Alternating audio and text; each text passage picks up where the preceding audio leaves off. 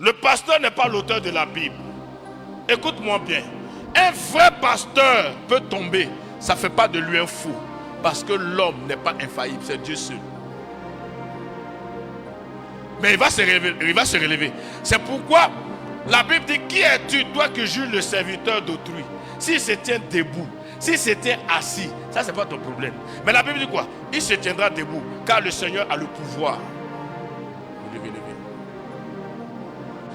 C'est pourquoi fais attention à ce que tu écoutes. Dis ça à ton voisin. Parce que ça peut créer des doutes. Or, le doute c'est le début de l'incrédulité. Ça peut même t'emmener à douter de Jésus.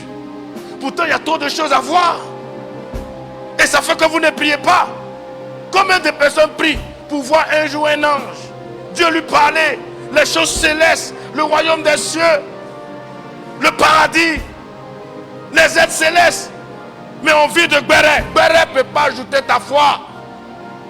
C'est du n'importe quoi. Moi, j'écoute des choses, je regarde. Où on me parle des anges. Où on me parle de la gloire de Dieu. Où on me parle du retour de Jésus.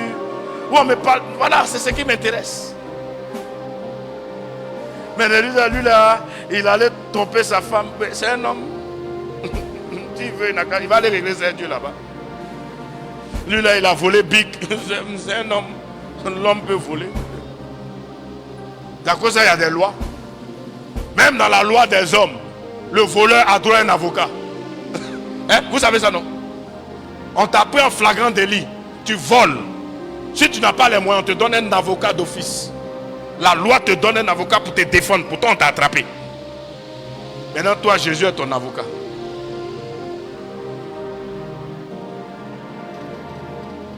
Cherchons à développer notre foi. Amen. Il y a trop de choses en Christ. Il est trop puissant. Il est plus puissant que les fétiches. Il est plus puissant que la sorcellerie. Il est trop puissant. On n'a même pas exploité, même, je ne sais pas, le tiers de la capacité de Jésus-Christ. Jésus a ressuscité Lazare. Jésus a ouvert les yeux de Bartimée. Jésus a ressuscité la fille de Jairus. Jésus a guéri plusieurs malades. Jésus a marché sur la mer. Jésus a multiplié les pains et les poissons. C'est ces choses-là qu'on doit chercher. Arrêtons de permettre au diable de tuer notre foi.